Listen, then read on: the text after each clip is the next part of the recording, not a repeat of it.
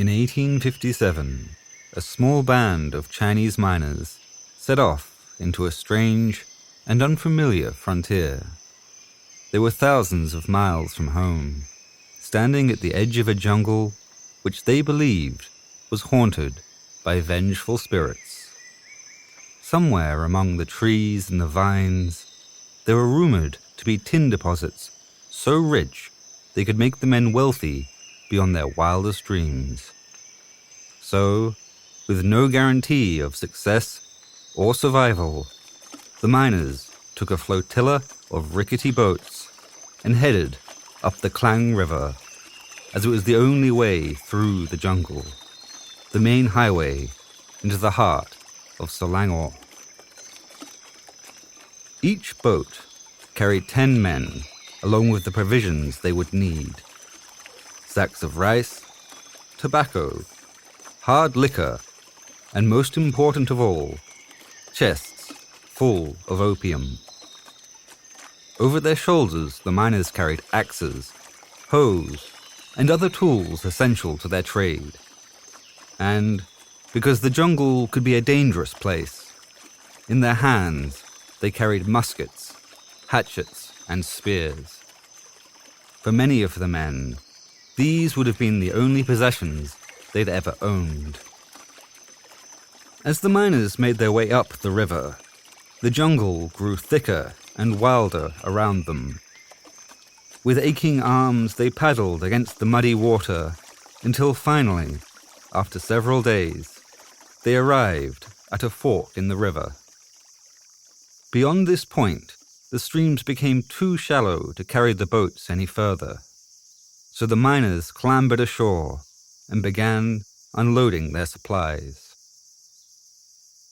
Tin is a particularly difficult mineral to find.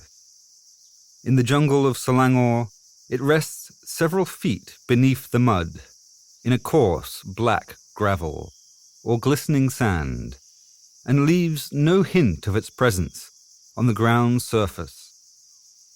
The only hope the miners had of finding it was to rely on the services of a local Malay pawang. Pawangs were sorcerers, said to communicate with the spirits of the jungle. The local Bugis culture recognized 5 distinct genders and believed that those who combined both masculine and feminine qualities were most in tune with divine magic. So the Pawangs were often androgynous or transgender, wearing sacred black robes and carrying magical wooden sticks with which they cast their spells. As the miners unloaded the last of their supplies, the Pawang told them that tin has a life of its own. It can speak and even sing, but its voice is only heard when the birds and the beasts of the jungle are sleeping. Only then is it quiet enough to hear the call of the metal. So the miners fell silent and burned incense as they waited for the darkness to descend. When dusk had fallen and the jungle was quiet, the Pawang led the Chinese miners in prayer. Standing before a bamboo altar, they waved a piece of white cloth through the air and called upon each of the jungle spirits by name, urging them to allow the miners to work in peace and to bring good fortune to their mine. These jungle spirits are known as hantus, and only once they had been appeased could the search for tin begin. For several hours, there was no sign of the metal. The Pawang led the miners north, theatrically waving their magic stick in all directions as they followed its vibrations. The miners hacked their way through the bushes and vines of the jungle into the early hours of the night, until, finally, the Pawang came to an abrupt stop. With trembling hands, they planted their magic stick in the ground and announced that they could hear the tin singing beneath their feet. This is where they would dig. The mine began with a single borehole, which was drilled straight down into the earth until the miners hit upon the layer of coarse gravel containing the tin. Then, the miners extended the hole, tearing up long trenches of jungle in whichever direction the vein of metal took them. As the open pits grew larger and wider, it became impossible to prevent them from flooding. The heavy tropical rainstorms could turn the mine into a quagmire within minutes, and when the pits filled with water, they became deadly. Swarms of mosquitoes descended, and disease soon followed. The Chinese miners had no idea what caused malaria or how to cure it, but they were intimately familiar with its effects. Each day, several men went down with fever. They lay rambling in delirium for a night or two, and fewer rose for work the next morning. Within just 4 weeks of arriving, malaria had claimed the lives of all but 18 of the 87 miners who'd ventured into the jungle. These men were Kuala Lumpur's earliest pioneers, and when tin began to trickle back down the Klang River, news of their success spread across Malaya, into the Malacca Strait, and out to the world beyond.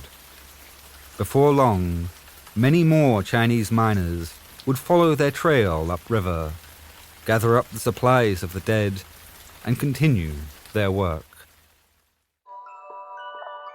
My name is Jesse Onslow, and this is Amok in the Jungle, a podcast about the extraordinary lives and struggles of the pioneers who built Kuala Lumpur. Over the course of 8 episodes, this first season explores the early history of Malaysia's capital city, when Kuala Lumpur was still little more than a tin mining camp. It's a story about power, greed, and the relentless urge to bring order to chaos. I want to ask how the capital of Malaysia grew out of the jungle in just a few short decades. I want to understand why people from so many parts of the world chose to make it their home. And I want to tell the stories of the remarkable characters who dedicated their lives to building one of the world's fastest growing and most multicultural cities. This is episode 1, Yapaloi. One of the most surprising things about the history of Kuala Lumpur is that we know so much about it. Most of the world's major cities can trace their foundations back hundreds, or in some cases, thousands of years. Often, their origins are shrouded in mystery. But because Kuala Lumpur is less than 200 years old, there are a remarkable number of first-hand accounts from people who lived through its formative years. I want to bring the voices of these people back to life as much as possible. But before we get started, we should be aware of a few problems. While there are records made by early Chinese and Malay settlers, the vast majority of surviving accounts are by British people, and most were written after Selangor, the region around Kuala Lumpur, was colonized by the British. These accounts often paint a rich and vivid picture of daily life in the settlement, but they tend to be a little hazy on what Selangor was actually like before British intervention. Later on, most British residents would either describe the territory as having been in total anarchy before their arrival, or as being a pristine Garden of Eden untouched by civilization. The reality was obviously a little more complicated. Before the arrival of the British, Selangor was ruled by the Bugis, an influential ethnic group from the island of Sulawesi in modern-day Indonesia. Early European traders often compared them to Vikings because they wore chainmail into battle and conducted brutal coastal raids wherever they went. But, like the Vikings, the Bugis were also sophisticated traders, as a Dutch merchant described in the 18th century. They are Mohammedans, a proud, warlike, independent people, easily irritated and prone to revenge. Their vessels are well provided of arms, which they use with dexterity and vigor. They are the best merchants amongst the eastern islands. The great value of their cargoes, with large quantities of bullion and opium, make the arrival of the Bugis much wished for by all mercantile people. By the mid-19th century, most Bugis trade was conducted in the British ports that had emerged across the region: Georgetown, Malacca, and Singapore. Collectively, these were known as the Straits Settlements, and it is from their docks and narrow streets that Selangor's future was overturned. Soon, powerful economic interests would spill over onto the mainland of Malaya and create the greatest period of political instability the region had faced in centuries. And it all began with the humble invention of the tin can opener. Tin cans were first invented by the Dutch sometime in the late 18th century. They were robust, handmade containers which were often heavier than the food inside. Opening them required a hammer and a chisel, or, if you happened to be a woman, the instructions printed on the sides advised you to find a man to open it for you. It took nearly 100 years before anybody thought to invent a tool that could open the cans. This modest innovation would go on to have major ramifications, not least because it emboldened women to open the cans unsupervised, and it was mostly women who were tasked with buying groceries at the time. Suddenly, every household in Europe was buying canned food, and the price of tin skyrocketed. At the same time Americans were flocking west during the California gold rush, a new frontier was opening up on the other side of the world. In Asia, it was tin that was booming, and Malaya became known as a land where anybody could make it rich if they struck lucky and worked hard enough to recover the metal. Kuala Lumpur was born from this boom. Only the brave, desperate, or foolish dared to venture into Selangor's jungle. The early Chinese miners were all three. It was their grit and determination that sparked Kuala Lumpur's creation. But the credit for its survival and phenomenal rise must go to a man whose influence still resonates through the city today. His name was Yapa Loy.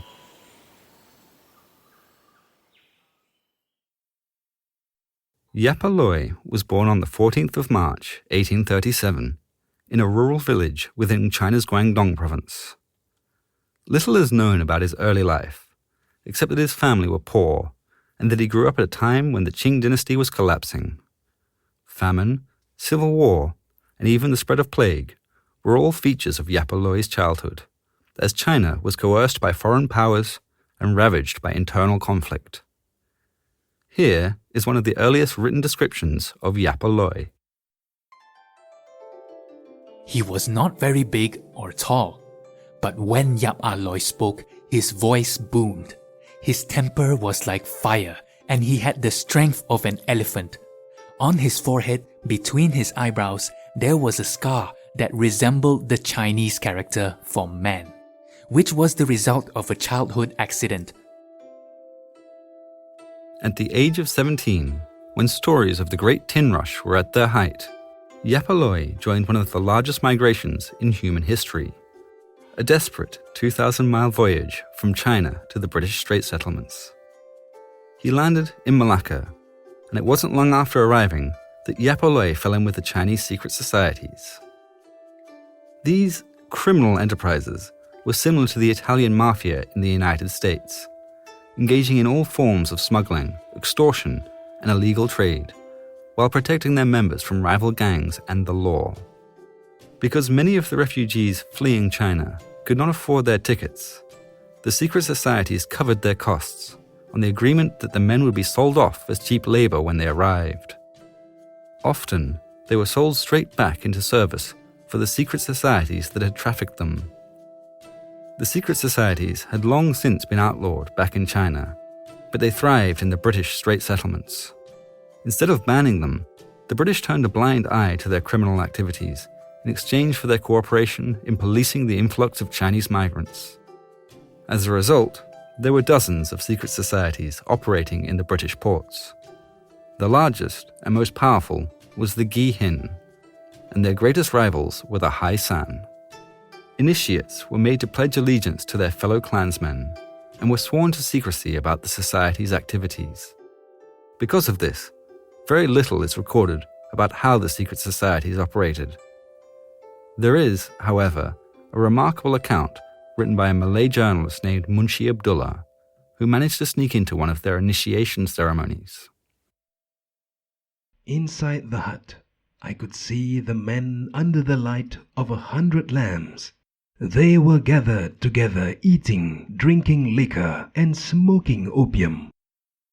After a while, gongs were sounded and drums were beaten, causing a great racket. As they sat down in neat rows, facing the idols of their ancestors, I could make out that their faces were as red as hibiscus flowers. Sat on a throne at one end of the room, the master of ceremonies waited for the men to settle down, and then signalled for the initiation to begin. He was flanked on each side by 4 bodyguards, who stood silently as a teenage boy was dragged into the room by his ponytail. The boy was made to kneel before the master, as Munshi Abdullah records.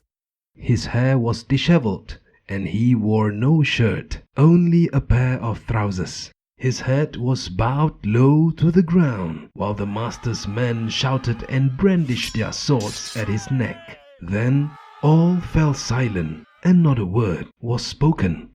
The master was ready to ask his questions. The initiates were asked to confirm where they came from in China and who their parents were. They were also asked if their parents were still alive, to which the answer always had to be a no. Men with loyalties or affiliations back in the mainland were of no use to the secret societies. They only wanted what they called dead men, men with nothing to lose and nowhere else to go. An attendant brought a knife before the shrine, along with a bowl filled with alcohol. He used the knife to cut each man's hand and poured their blood into the bowl. Then, after swearing allegiance to the ancestors of the clan, the initiates were told to drink from the cup. Those who refused were beaten into submission or locked up and executed the next day. It would have been in a ceremony like this that Yapaloy was initiated into the High Sand Society. He was sent to Malaya to work as a cook on a tin mine near the small town of Lukut. There, he spent 3 years boiling rice until he met a man who would change his life forever. Kapitan Shin was a brutal warlord and the local leader of the High San in Lukut. He saw potential in Yapaloy and made him his bodyguard, and over time, a strong bond formed between the 2 men. It was Kapitan Shin who taught Yapaloy about his strange new home in Malaya. He told him, in the jungle, there was no law. There was only rice, tin, and opium, and men would do desperate things to keep hold of all 3. Feuds were bloody, frequent, and rarely forgotten, so the High San had to be ruthless, as they were the only ones who could maintain order. But this was not technically true. The jungles that Kapitan Shin claimed were lawless were actually part of Selangor, and Selangor was ruled by the Bugis. They lived in forts along the coast and levied taxes on all boats flowing in and out of the jungle. Tin, opium, and even rice were all taxed, and the rate of tax often changed with the mood of the Bugis on the day. To Kapitan Shin, the Bugis were nothing more than parasites, and it wasn't long before he decided to overthrow them. He had hoped to stage an uprising and claim Lukut for the High San, but this plot was doomed from the beginning. While travelling through the jungle to recruit miners for their rebellion, the trees exploded in gunfire around Kapitan Shin in Yapaloy. The Bugis had caught wind of their uprising and staged a devastating ambush. One bullet tore straight through Yapaloy's leg, knocking him to the ground, while Kapitan Shin was surrounded and overpowered by Bugis warriors. They bound his hands and pushed him to his knees as they announced his sentence for trying to overthrow them: death by decapitation. Concealed in a bush, Yapaloy could only watch the execution in horror, and then the strangest thing happened. When the blade fell on Kapitan Shin's neck, the blood that came out was not red, it was white, like milk. Or at least, this is what Yapaloy told everybody.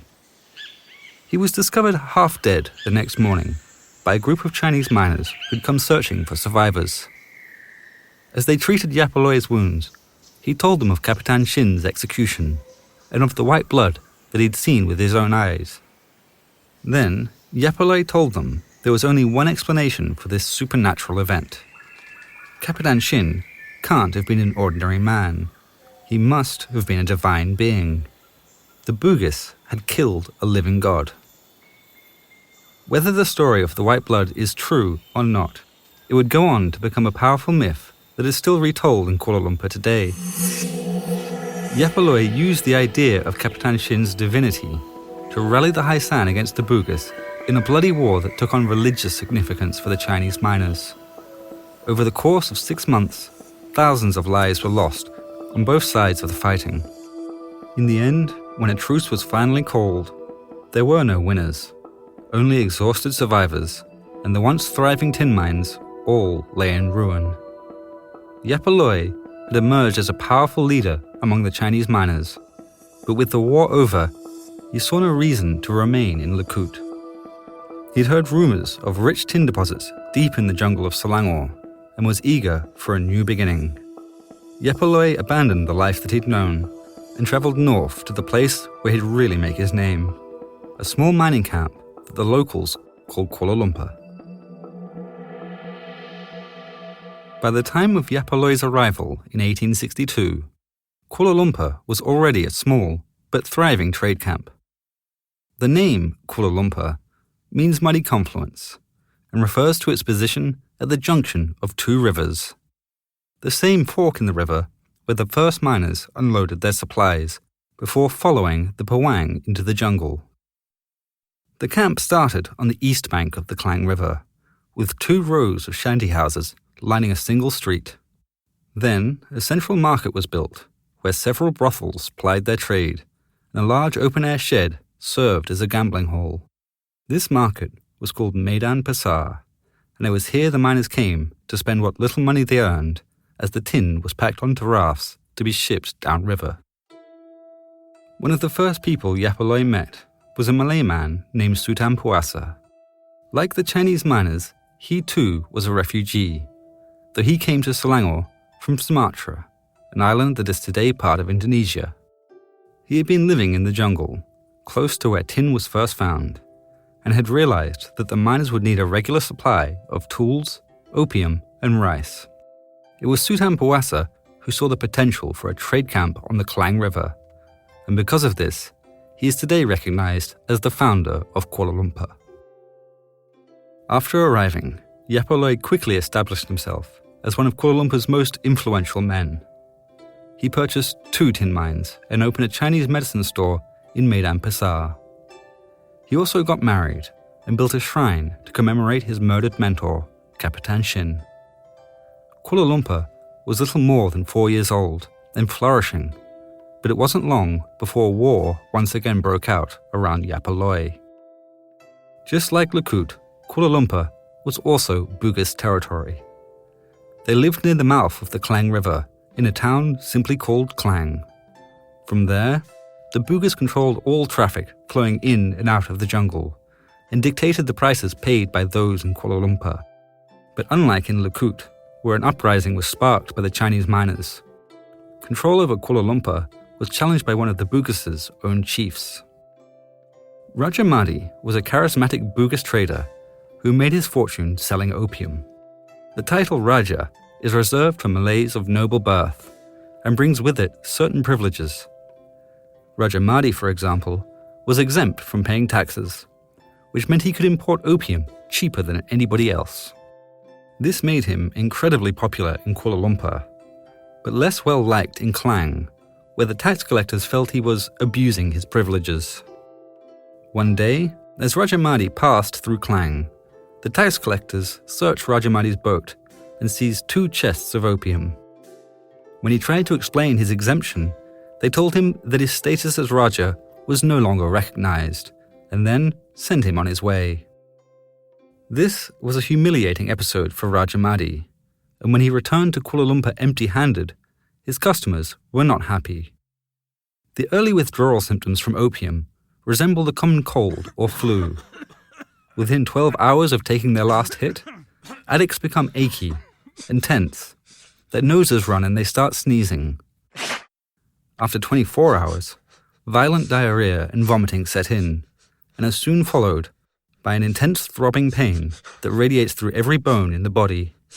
Rajamani told his customers that their only hope for a cure was if they helped him retrieve his confiscated opium. With bloodshot eyes and shaking limbs, Rajamani's ragtag army rode downriver. As soon as they arrived in Klang, the addicts stormed the Bugis fort and ransacked the town, smoking whatever opium they could find and killing anybody who stood in their way. When the fighting finally subsided and the opium smoke cleared, Rajamani found he had seized the port of Klang. He now controlled all trade flowing to and from Kuala Lumpur, though he quickly realized his position was precarious and he would need the support of the Chinese miners who lived upriver. At the time, few Malays spoke Chinese, and they rarely had any interest in policing the frequent quarrels that broke out between the rival secret societies. They found it easier to appoint a single Chinese headman who was responsible for keeping the miners in check. This person was the Capitan China, and as a reward for their cooperation, they were granted a monopoly on all gambling, prostitution, and opium trade in the mining camps. But in Kuala Lumpur, the Capitan China had fallen ill with a fever, and within just a few short days, he succumbed to what was likely malaria. Appointing a new Capitan China was a delicate matter. Rajamani knew it would need to be someone respected by the Chinese, but also somebody he could trust. So he sought the advice of Sultan Puasa, the founder of Kuala Lumpur, and was told there was only one man for the job, Yap Aloy. Being the first act of his new reign, Rajamani wanted to project his power and influence with the appointment, and spared no expense for the inauguration. The celebration started several days before the ceremony itself, and an enormous 6-story pagoda was erected beside Maidan Pasar. The camp was filled with music, dancing, and theatre, and its streets were decorated with Chinese lanterns. When the day of the inauguration arrived, Rajamani and Sultan Puasa sat on the pagoda's first-floor balcony, while down below, the miners and traders jostled to get the best view of Yap Aloy's arrival. Here is the only surviving account of the ceremony. The scene was so beautiful that everybody tried to get to the front of the line to view the procession. But when they saw Yap Aloy, his dignity frightened them all into submission. He was dressed in the clothes of a Malay Raja and was closely protected by 2 rows of bodyguards who paraded him around the town in a sedan chair. Rajamani read out a proclamation declaring Yap Aloy as Capitan China, the head of the Chinese in Kuala Lumpur. This proclamation was read out 3 times, and then, like a wedding, the crowd was asked if there were any objections. Many in the camp resented Yap Aloy's rapid success. He was still young, and many of the older miners felt overlooked. There were also members of rival secret societies who didn't want to see a member of the High San given such power. But as the proclamation concluded its 3rd and final reading, nobody dared to raise their voice in objection. Yap Aloy went on to rule Kuala Lumpur with an iron fist. His first act as Capitan China was to build a prison and to introduce a zero-tolerance policy on crime. If a man was found guilty of theft, they were dragged through the street with their stolen property tied to their back.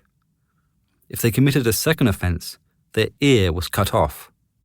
And for a 3rd offence, the criminal was made to kneel with their hands tied behind their back, while an executioner slit their throat. Yap Aloy was determined to bring law and order to the chaos of the jungle, and wouldn't allow anything to undermine his authority. Still just 25 years old, Yap Aloy had amassed wealth, property, and influence beyond anything he could have dreamed of when he first arrived in Malaya as a 17-year-old refugee. It should have been the happiest period of his life, but instead his every moment was consumed by fear and paranoia. No matter how many additional bodyguards he hired, the Capitan China never felt safe from those who resented his harsh laws or were jealous of his wealth. He had made it to the top, only to find himself surrounded by enemies, and Yapaloi was convinced it was only a matter of time before they struck out against him.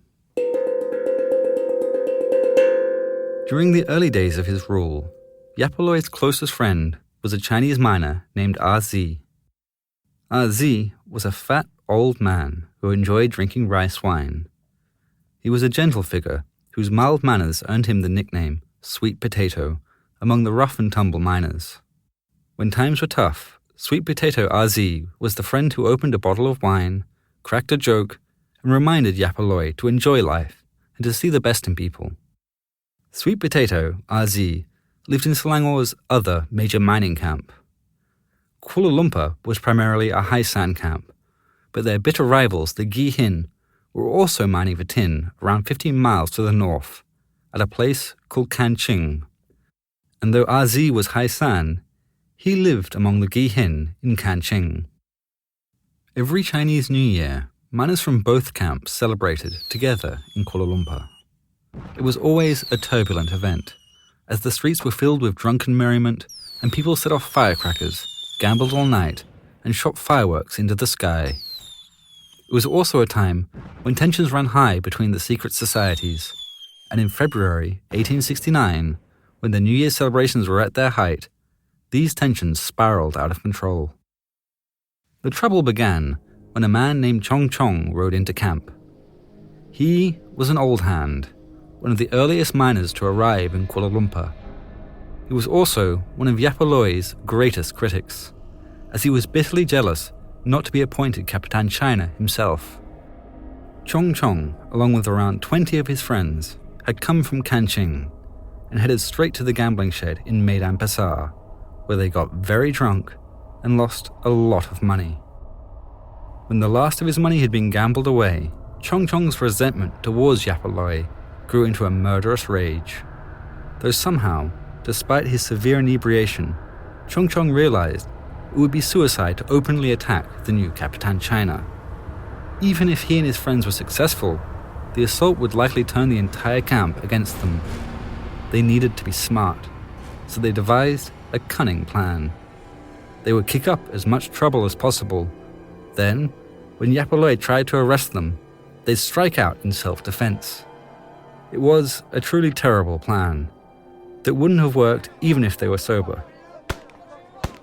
Chong Chong's drunken rampage began in the Malay Quarter, with the mob shooting their guns at Sutan Pawasa's house. They targeted Sutan Pawasa because he'd been the one who'd nominated Yapaloi as Capitan China. As they fired their muskets, Chong Chong and his men were too drunk to notice that the founder of Kuala Lumpur wasn't even in the house. He was standing across the street, watching them in utter disbelief. When the mob eventually realized the house was empty, they abandoned their carefully laid plan and decided to confront Yapaloi directly.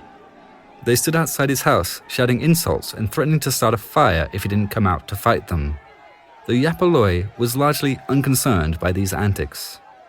He had plenty of bodyguards and figured the drunkards posed no real threat. From his window, he watched as the drunken mob tired themselves out and then headed back to Kanching. It was late by the time Chong Chong and his men reached the Gyi Hin camp. The only other person still awake in Kanching was Yapaloi's close friend, Sweet Potato RZ. Always the last man to leave a party, he was still out in the street celebrating Chinese New Year when the mob approached.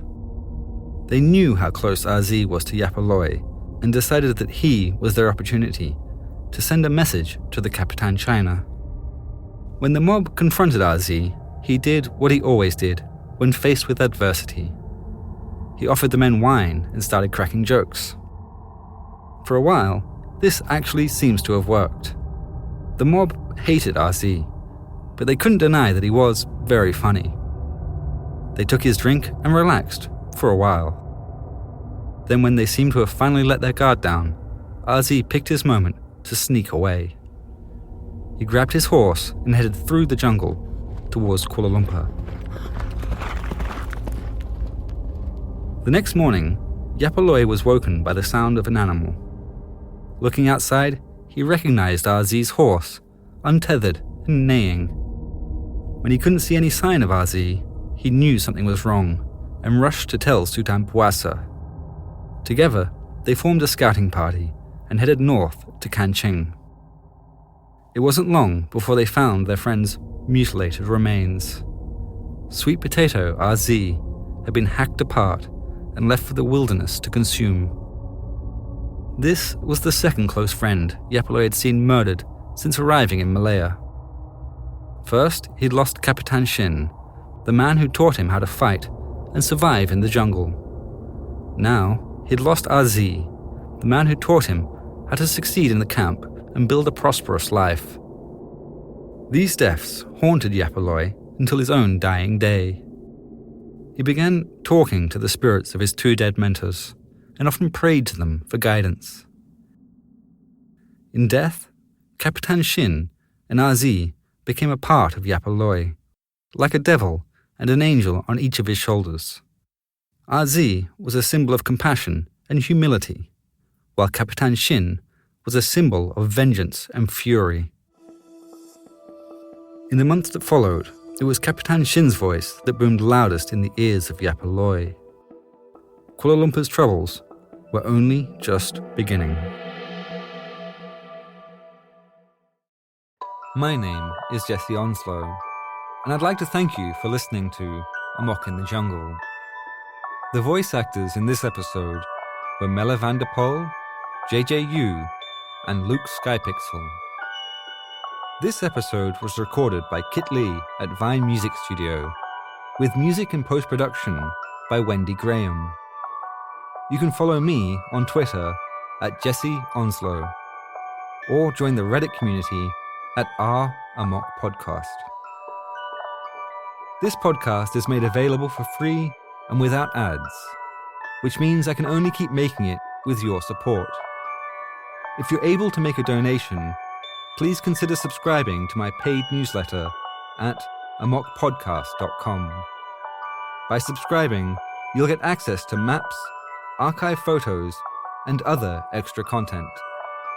I'll also post a list of the books and journals used to research each episode at amokpodcast.com. If you enjoyed listening to this episode, please leave a nice review wherever you get your podcasts, and remember to subscribe for future updates. In the next episode, the Sultan of Selangor will attempt to restore peace to his kingdom. Until then, terima kasih banyak dan jumpa lagi.